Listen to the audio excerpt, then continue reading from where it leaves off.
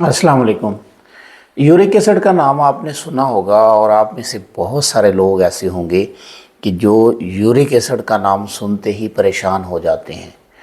तो uric acid एक ऐसा मसला है जो हमें तंग करता है और इससे बहुत सारी पेचीदगियां पैदा होती हैं और इन्हीं पेचीदगियों के अजाला के लिए हम में से बहुत सारे लोग ऐसे हैं कि जो पिछले कई सालों से मुसलसल दवाइयों के सहारे ज़िंदगी गुजार रहे हैं। आज के इस सेशन में हम यूरिक एसिड को इंतहाई तवज्जो के साथ बिल्कुल गहराई से समझने की कोशिश करेंगे, क्योंकि जब तक आप अपने किसी मसले की जड़ को सही तरीके से समझ नहीं लेते उस वक़्त तक उसका परमानेंट मुस्तकिल बुनियादों पे हल नामुमकिन है। तो आइए यूरिक एसिड को समझते हैं। यूरिक एसिड एक ऐसा मादा है जो हमारे खून के अंदर कुदरती तौर पे पाया जाता है, लेकिन ये उस वक़्त हमें तंग करता है जब इसकी मिकदार नॉर्मल हद से ज़्यादा होना शुरू हो जाती है। तो ये पैदा कैसे होता है, इसको हम इब्तदा से समझते हैं। हमारा जिस्म मुख्तलिफ़ किस्म के खलियात का मजमूआ है, यानी हमारे जिस्म की जो बुनियादी इकाई है वो सेल है, वो खलिया है। और खलिया जो है अपने वजूद में एक ज़िंदा इकाई है, एक ज़िंदा यूनिट है। वो अपनी ज़िंदगी के तमाम लवाज़मात रखता है। तो हमारे खलिए के अंदर न्यूक्लियस होता है, यानी उसको मरकज़ा कहते हैं। उस न्यूक्लियस के अंदर हमारा डीएनए होता है। बाज़ों का डीएनए बाहर भी होता है, लेकिन आम तौर पे अंदर ही होता है। तो उस डीएनए के अंदर फिर उसकी 4 बुनियादें होती हैं, जिनको न्यूक्लियोटाइड्स कहते हैं। ये न्यूक्लियोटाइड्स जो हैं ये नाइट्रोजनी मादे से बने होते हैं और इनमें से 2 जो हैं एडेनिन और गुआनिन, ये दोनों जो हैं ये एक मादे से बने हैं जिसको प्योरीन कहते हैं। ये प्योरीन मादा जो है हमें ज़िंदगी की बुनियाद मुहैया करता है और इससे हमारे जिस्म के अंदर एनर्जी पैदा होती है और हमारे जिस्म के अंदर इसके डिज़ाइन और इसकी मुख्तलिफ़ किस्म की प्रोग्रामिंग्स जो हैं वो इसी प्योरीन मादे की बदौलत होती हैं। अब हमारे जिस्म में जब ये प्योरीन मादा टूटता है, यानी ये इस्तिहाला या मेटाबॉलिज़्म के अमल से गुज़रता है, मेटाबॉलिक प्रोसेस से गुज़रता है, तो इसके टूटने की सूरत में वेस्ट प्रोडक्ट के तौर पे यूरिक एसिड पैदा होता है। ये यूरिक एसिड हमारे जिस्म के अंदर कुछ तामीरी किरदार भी अदा करता है, जैसा कि ये एक ज़बरदस्त किस्म का एंटीऑक्सीडेंट भी है, यानी कि हमारे जिस्म की तादील भी करता है, सफाई भी करता है।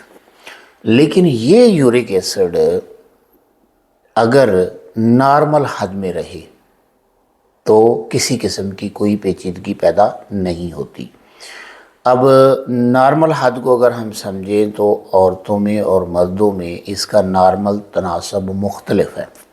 मर्दों में ये 3.5 mg पर डेसीलीटर से लेके 7.0 mg पर डेसीलीटर तक होता है और औरतों में ये 2.5 mg पर डेसीलीटर से लेके 6.0 mg पर डेसीलीटर तक होता है। अब जब ये बढ़ जाता है तो इसके बढ़ने की वजह से हमारे जिस्म के अंदर मुख्तलिफ़ किस्म की पेचीदगियाँ पैदा होती हैं।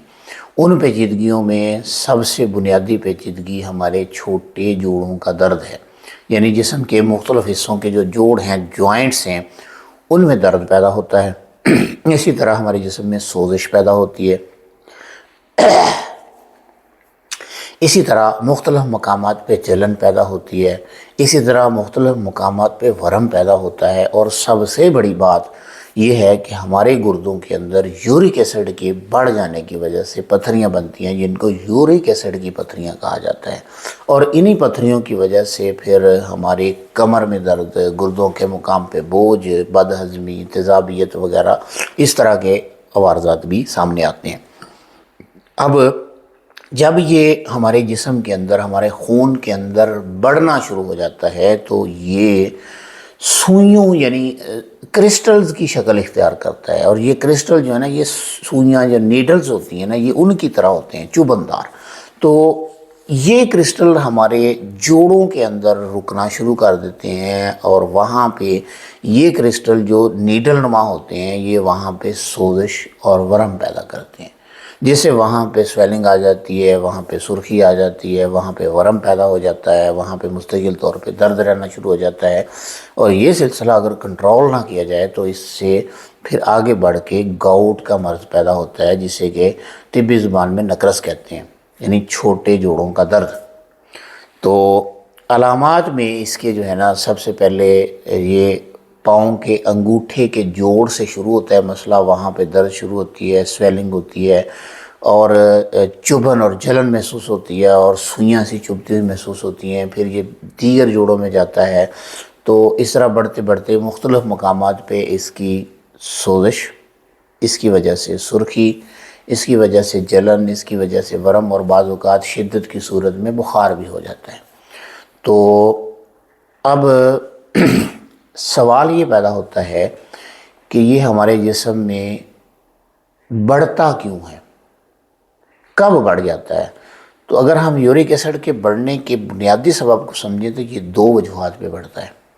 پہلے نمبر پہ ہو سکتا ہے کہ اس کی پیداوار ہی جسم کے اندر زیادہ ہو جائے، اور دوسری صورت یہ ہے کہ اس کا اخراج ہمارے جسم سے جتنا ہونا چاہیے اتنا نہ ہو۔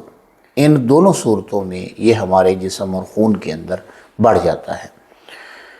اب ہم سمجھتے ہیں کہ پہلی صورت میں یہ کیوں بڑھتا ہے۔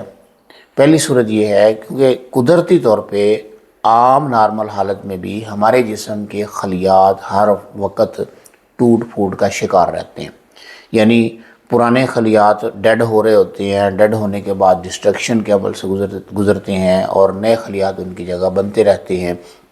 تو اس صورت میں جو خلیہ مردہ ہوتا ہے، جو مر جاتا ہے، تو اس کا جو ڈسٹرکشن کا پروسیس ہوتا ہے، یعنی تباہی کا جو عمل ہوتا ہے، اس کے نتیجے میں پیورین ریلیز ہوتی ہے، اور یہ پیورین جو ہے یہ نائٹروجنی مادہ ہے، اور ہمارے جسم کی بہت ساری تعمیری سرگرمیوں میں حصہ لیتا ہے۔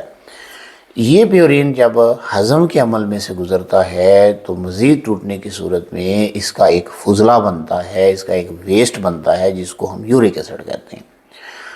اب نارمل حالت میں ہمارے سیلز ٹوٹ رہے ہوتے ہیں اور پیورین بن رہا ہوتا ہے اور یورک ایسڈ بھی بن رہا ہوتا ہے، جیسا کہ آپ کو بتایا گیا کہ مردوں میں یہ 3.5 mg پر ڈیسی لیٹر سے کم، یعنی اس کی اس حد تک رہنا چاہیے۔ تو اس کا مطلب ہے کہ اتنا یہ انسان کے جسم میں عام طور پہ جو صحت مند بھی ہے تو اس میں موجود ہے۔ اب اگر یہ اس سے بڑھنا شروع ہو جائے تو اب یہاں پہ ایک بڑی بات قابل غور ہے، اور وہ بات یہ ہے کہ عام طور پہ کسی بھی چیز کے متعلق دو ویلیوز دی جاتی ہیں، ایک ہوتی ہے نیچے والی اور ایک ہوتی ہے اوپر والی، یعنی منیمم اور میکسیمم، یعنی کم سے کم یورک ایسڈ کتنا ہوگا اور زیادہ سے زیادہ کتنا ہوگا نارمل ویلیوز میں۔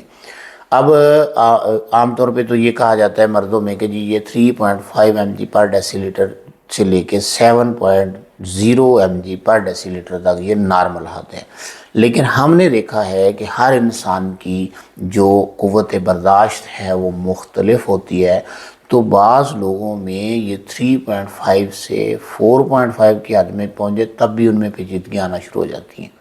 تو اور بعض لوگ ہوتے ہیں کہ جو 7.0 سے اوپر بھی چلے جاتے ہیں تو ان میں زیادہ پیچیدگیاں ظاہر نہیں ہوتی۔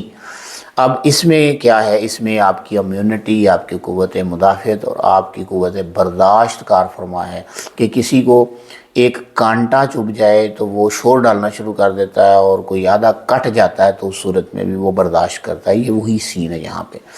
تو اب دیکھ لیں کہ ایک یورک ایسڈ کے بڑھنے کی صورت یہ ہے کہ خلیات کا توڑ پھوڑ کا عمل تیز ہو جائے، اور یہ کن صورتوں میں ہوگا؟ کینسر کی صورت میں، مختلف ادویات کے استعمال کی صورت میں، بلڈ پریشر کے زیادہ ہو جانے کی صورت میں، اور اسی طرح اگر ہم باہر سے دیکھیں تو ایسی چیزیں جن میں پیورین نامی مادہ زیادہ مقدار میں پایا جاتا ہے، جیسے بڑا گوشت، جیسے چھوٹا گوشت، کلیجی، اسی طرح مختلف قسم کی دالیں، ان میں پیورین زیادہ مقدار میں پایا جاتا ہے۔ تو اب ہم پہلے حصے کی بات کر رہے ہیں کہ اگر جسم کے اندر خلیات کی توڑ پھوڑ کا عمل زیادہ ہو جائے تو اس صورت میں پیورین نامی مادہ جو ہے یہ زیادہ ریلیز ہوتا ہے اور اس کے نتیجے کے طور پہ زیادہ یورک ایسڈ پیدا ہوتا ہے۔ تو اب خلیات کی ٹوٹ پھوڑ جو ہے یہ کسی زہر کی وجہ سے ہو سکتی ہے کہ آپ کے بلڈ میں کوئی انفیکشن آ گئی، کوئی پرانی بیماری آ گئی، گردوں کے مسائل آ گئے، اسی طرح جگر کے مسائل آ گئے، فیٹی لیور وغیرہ، اور ہاضمے کا عمل پورا نہ ہونا، یہ اس طرح کے مسائل کی صورت میں، یا کینسر یا ہائی بلڈ پریشر، تو ان صورتوں میں ہمارے جسم کے اندر خلیات کے ٹوٹنے کے عمل میں تیزی آتی ہے۔ تو اس صورت میں پیورین زیادہ بنتا ہے، اور پیورین زیادہ بنتا ہے تو اس کے نتیجے میں یورک ایسڈ زیادہ بنتا ہے۔ یہ ایک صورت ہو گئی۔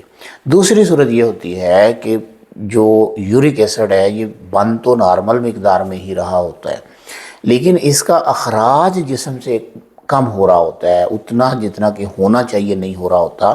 تو اس صورت میں یہ ہمارے خون کے اندر بڑھنا شروع ہو جاتا ہے۔ اب یہاں پر جو بنیادی سمجھنے والی بات ہے وہ یہ ہے کہ اس نے یورک ایسڈ کا 70% جو حصہ ہوتا ہے وہ وایا یورین جسم سے سیکریٹ کرتا ہے، اور تقریباً 30% جو حصہ ہوتا ہے اس کا وہ وایا سٹول یعنی پخانے کے ذریعے جسم سے باہر نکلتا ہے۔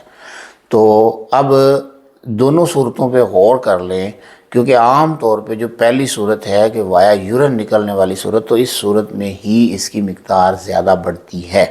تو اس صورت میں ہوا کیا کہ ہمارے گردوں نے یا تو اس کو فلٹر نہیں کیا، یعنی فلٹر کر کے جسم سے باہر نہیں نکالا، یا ہمارے گردوں نے جتنا اس کو نکالنا چاہیے تھا اتنا نہیں نکالا، یا نکالنے کے بعد اس کو ری ایبزارب کر لیا اور یہ جسم میں اور خون کے اندر بڑھنا شروع ہو گیا۔ تو یہ دو ممکنہ صورتیں ہیں جن صورتوں میں یورک ایسڈ ہمارے جسم کے اندر بڑھ جاتا ہے، اور جب یہ یورک ایسڈ بڑھنا شروع ہو جاتا ہے، اور یہ بڑی بات جو سمجھنے والی بات ہے کہ جو پیورین ہے اس کا میٹابولزم ہوتا ہے ہمارے لیور میں، یہ ہمارے جگر میں جا کے میٹابولک پروسیس سے گزرتا ہے، تو اس کے نتیجے میں یورک ایسڈ بھی وہاں پر ہی علیحدہ ہوتا ہے، اور یہ یورک ایسڈ جو ہے پھر آگے چل کے مختلف قسم کی پیچیدگیاں پیدا کرتا ہے۔